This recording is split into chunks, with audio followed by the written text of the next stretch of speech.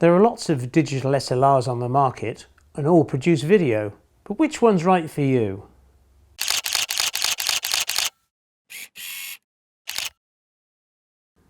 Hi, I'm Charlie. A few weeks ago on a YouTube channel I mentioned that I would be putting together a few YouTube videos to help encourage folks to produce their own videos for their own specialisation. I thought here I'd mention a few of the fundamentals, such as the type of cameras you could buy, the type of microphones you could have, and also the type of software you might need to help develop your channel. I've been a stills photographer for quite some time, and I've always knelt at the altar of Nikon, or Nikon if you're in the States, for all my sort of sports and wildlife type imagery. But when you turn to Nikon for your video, I'm afraid it's not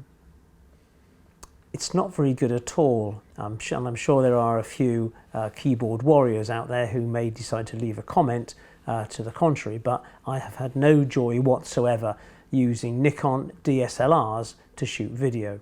The autofocus is not ideal. There are a lot better systems at much cheaper prices around. This piece of video here is shot on a Nikon D4 and the focus is all over the place. It cannot hold focus and it's completely unreliable, and for a £4,000 camera it's not ideal.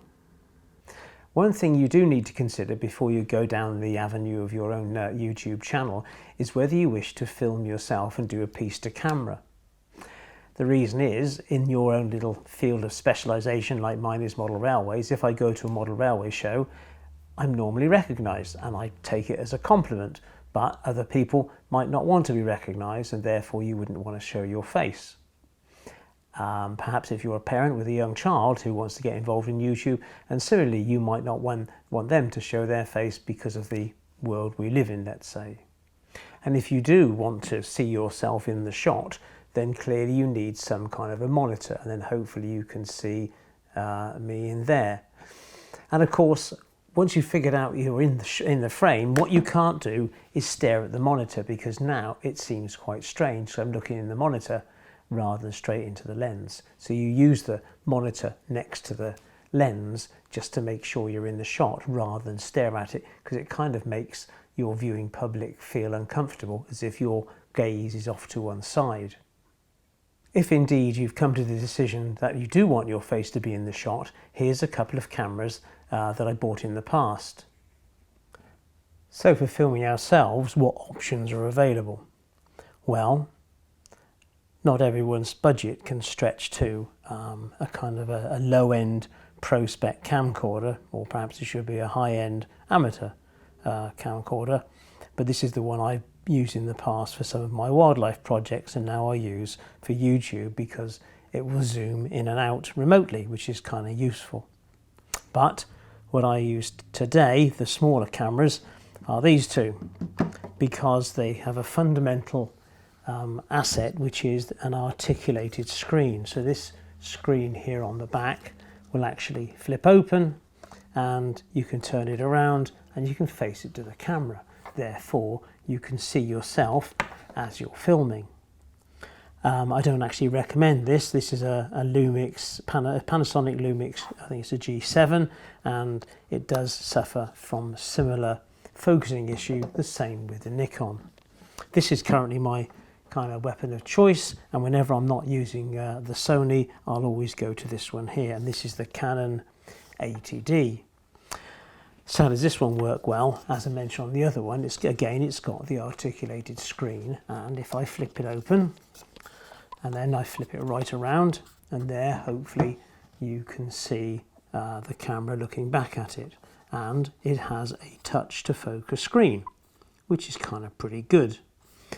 But what sets it apart from the rest is, if you can hopefully see this, and if I look up to you first and then get this camera to zoom in to this screen here, come back a little bit, and if I touch my face on there, hopefully now this, I can't see that screen, but hopefully you can see that it follows my face, and that is fundamental to do pieces to camera knowing that your face will actually be in focus.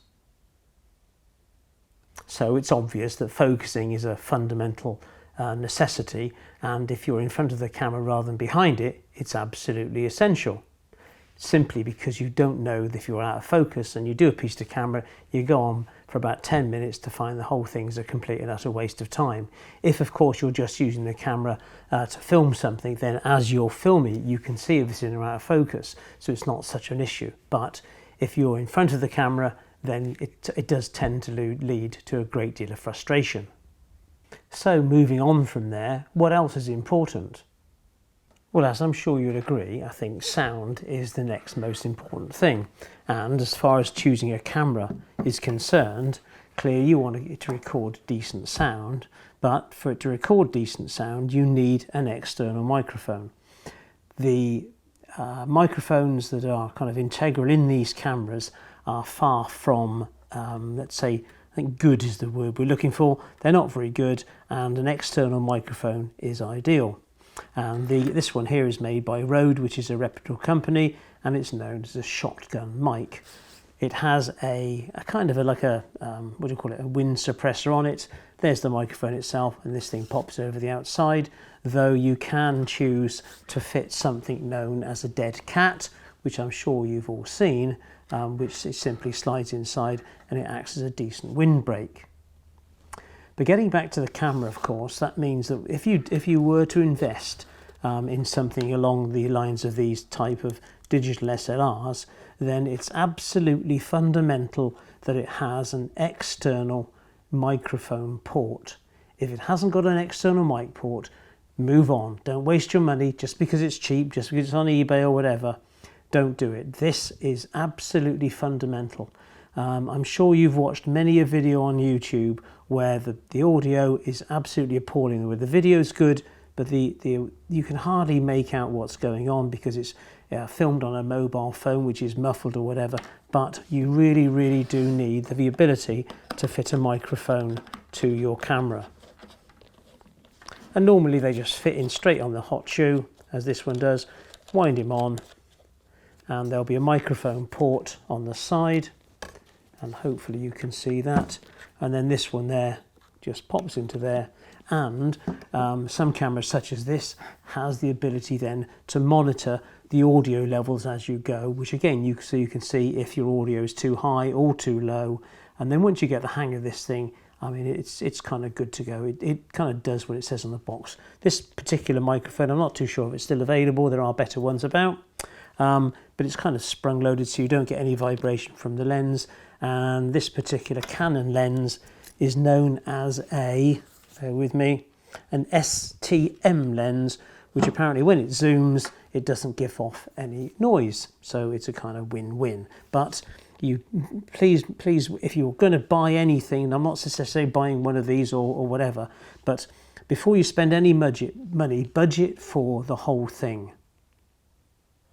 Right, you've been out there, you've spent your cash, you've bought your camera, you've bought your microphone, you've bought a couple of spare batteries and probably the odd SD card to go with it, and you might have even improved the lighting in your little studio. So what's the next thing to think about? Software.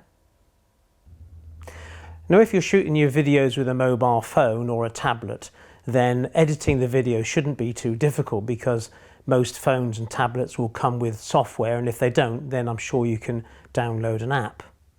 If, of course, you're intending to take it a stage further and using a decent kind of DSLR video camera, then, of course, you need decent software with which to edit it. So, what have we got available? Well, there are some free software. There is for PC, there's Windows Movie Maker, and then if you're a kind of Mac guy, then there is iMovie. Both of these applications are quite reasonable. They are quite basic, but then they're free.